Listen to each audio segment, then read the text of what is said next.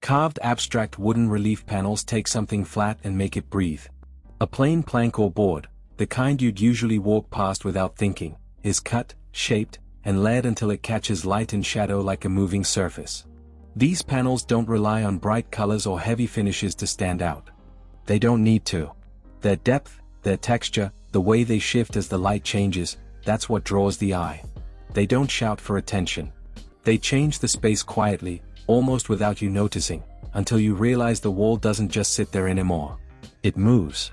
Every panel begins as wood in its simplest form, a solid face of oak, walnut, maple, ash, or even old reclaimed boards with lines and marks from another life. The grain is the first layer of movement, the base rhythm, and every cut builds on it. Once the carving starts, the wood no longer feels static. Grooves and ridges bend the grain, forcing light to collect in some places and fade in others. Peaks catch brightness, valleys sink into shadow. Even a single panel, left uncolored and unpolished, feels alive because it's no longer flat. The forms carved into these panels are abstract by intent. No images, no scenes, nothing literal. They might flow like water, soft and continuous, with lines that ripple and fade, as though wind pushed across sand and froze the movement in place. Or they might step forward in sharp, geometric tiers, triangles, bars, or fragments stacked in deliberate rhythm, each edge clean but softened just enough to keep the wood from feeling cold. Some pieces strike a balance, mixing curves and angles so the eye moves slowly but steadily across the surface. Carving depth into wood changes how it behaves in a room. In morning light, when the sun is soft and indirect, the relief looks calm, almost still. By midday, as light sharpens, shadows deepen along the grooves, and the whole panel seems to shift without ever moving. Under artificial lighting at night, especially from angled lamps or sconces, the ridges throw long, soft shadows that seem to slide along the surface as you walk by, even though the panel itself is still. The wood takes on a different life every hour. Some panels are made as singular works, large slabs, 4, 5, 6 feet across, with a continuous carved pattern running edge to edge. Others are modular, built from multiple smaller panels, each with its own carved design, arranged with careful gaps so the wall behind becomes part of the composition.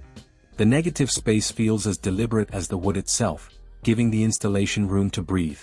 Finishes are understated, because the depth does most of the work. Oils or matte sealers bring out the grain without shine. Occasionally, the ridges are brushed with a darker stain to emphasize contrast, while the flat planes remain natural, giving the panel more depth without breaking its calm. Some makers leave the wood nearly raw, sanding it smooth but keeping its natural tone so it feels soft and warm under the hand. Gloss and heavy lacquer are never used, because they would kill the texture, turning the panel from something alive into something sealed off. What these panels do to a room isn't obvious at first. They don't act like bold paintings or bright art. They don't pull the eye to one spot and hold it there. Instead, they give the wall movement. They take the flat, empty expanse and make it feel crafted, deliberate, and textured without adding clutter. In a modern space, with glass, concrete, and sharp lines, they bring warmth and depth. In a rustic or natural interior, they blend seamlessly, looking like they could have been part of the building from the start. They adapt, because they don't scream a style. They just breathe. Making them is a process of patience. Machines, CNC routers or carving tools, may cut the first shapes, but it's the hand finishing that makes them feel alive.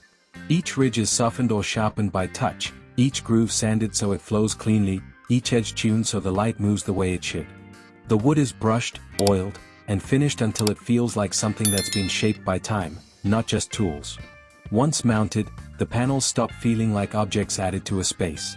They settle into the wall, as if the wall itself had grown new dimensions. In rooms with good natural light, they seem to change every time you glance at them, shadows shifting with the day. In darker spaces, they hold the glow from artificial lights, catching it along their ridges while the deeper cuts fade into soft darkness. And at night, when the house quiets, these panels change again. The relief feels deeper, the shadows stretch longer, and the grain darkens into something closer to silence. As you move past, the ridges and grooves seem to respond, not by moving, but by shifting how they hold the light, as if the panels are breathing slowly along with the stillness of the room. They don't feel like decoration anymore. They feel like part of the space, not demanding, not static, just present. It's in that stillness, when everything else has gone quiet, that carved abstract wooden relief panels show what they are meant to do. They don't just decorate. They hold the wall. They give it weight and motion without chaos, depth without breaking the calm. They remind you that wood, even when cut and carved, still feels alive, and when it's shaped with intention, it doesn't just hang on a wall. It changes the room around it, quietly, steadily, without ever having to say a word. Minimalist abstract wood wall hangings carry a kind of quiet presence that few forms of art can match. They don't shout for attention. They don't overwhelm the eye with complexity or color. Instead, they lean into the natural beauty of wood, its grain, its texture, its tones, and pair that with deliberate, restrained design choices that leave space for the viewer to pause and breathe. They exist somewhere between sculpture and painting, not quite two-dimensional, not entirely three-dimensional, and because of that, they can transform a wall in subtle but powerful ways. The first thing you notice when you look at one of these pieces is how much the wood itself does the talking. The grain becomes part of the composition, flowing like a soft pattern beneath the shapes or forms cut and arranged on the surface. Sometimes it's bold and expressive, with deep contrasts and swirling growth lines that feel almost like brushstrokes. Other times it's soft and understated, the lines running in calm, even rhythms, like ripples on still water. In both cases, the material carries an honesty that synthetic surfaces can't replicate. Even before you study the design, you feel the warmth of the wood. The forms themselves are simple but intentional. Circles, arcs, overlapping planes, and geometric shapes are common, often layered or recessed to create depth without adding noise. Negative space, the areas left open, untouched, is just as important as the wood that's present. A single circular panel, sliced by a diagonal cut where one half shifts slightly forward, can create a sense of motion with almost no detail. A series of slender vertical slats, each slightly offset, can cast soft shadows across the wall, shifting as the light changes throughout the day. These pieces don't rely on complexity. They rely on balance, proportion, and the natural way light and shadow play across the surface. Many of these wall hangings are made from pale woods like ash, maple, or birch, their light tones softening the space around them. Others lean toward darker, richer species like walnut or oak, creating a quiet contrast when set against lighter walls. Sometimes multiple tones of wood are combined, a pale background panel with a darker overlay of thin, linear elements, creating a subtle layering of color that feels more like tone-on-tone texture than high-contrast design. The finishes are almost always matte, allowing the surface to catch light softly rather than glaring. They invite touch, even if you don't actually reach out your hand. What makes minimalist abstract wood wall hangings so compelling is how they change depending on the room and the light. In morning sunlight, they can feel bright and open, the grain almost glowing. In softer evening light, the same piece can seem quieter, more intimate, its shapes casting long, diffused shadows that make it feel deeper, more sculptural. If there's artificial lighting placed nearby, even a small shift in angle can bring out new layers of detail, from the subtle texture of the surface to the delicate shadows formed by layered elements. They don't need to move to feel alive. The world around them does the work. The scale can vary, but each size carries its own effect. A single, modestly sized hanging over a desk or reading nook can become a calm focal point, a piece you find yourself glancing at when your thoughts drift. A large, wide panel across a dining or living room wall can anchor the entire space, adding texture and warmth without crowding the room. Some pieces are modular, designed so that several panels can be arranged together in different configurations, a set of 3 or 5 that can be spaced apart, stacked vertically, or aligned in a row, letting the owner choose the rhythm and balance that feels right for their space. Even then, the pieces maintain their quiet nature. They don't demand symmetry, but they invite it if that's what feels harmonious.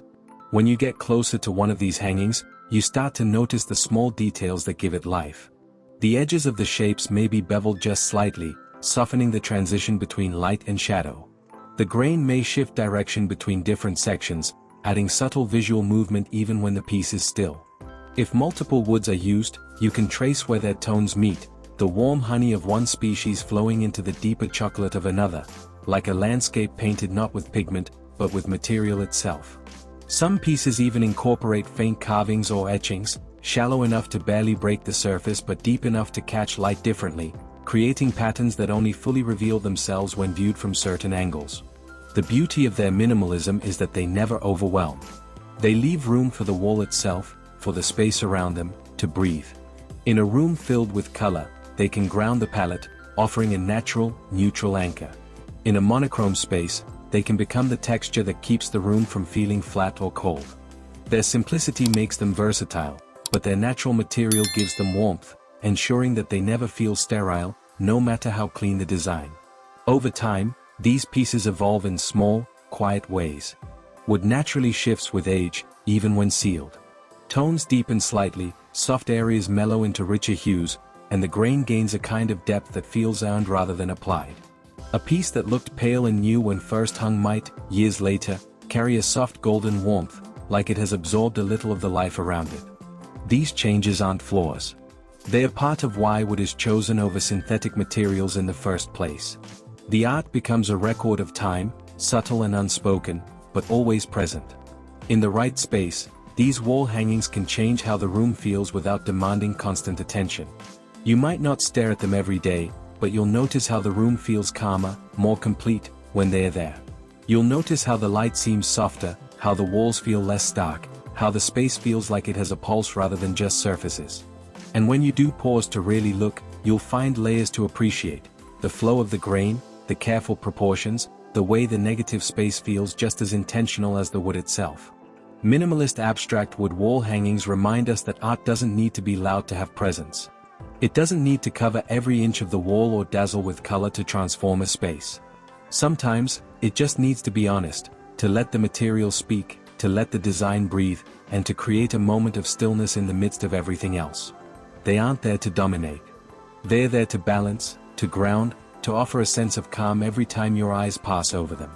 And perhaps that's what makes them resonate so deeply. In a world filled with noise and constant motion, a piece of art that can make a wall feel alive yet quiet, textured yet simple, becomes more than just decoration. It becomes a presence, steady, calming, and enduring, reminding you, in its subtle way, that beauty can exist in restraint, and that even the simplest shapes,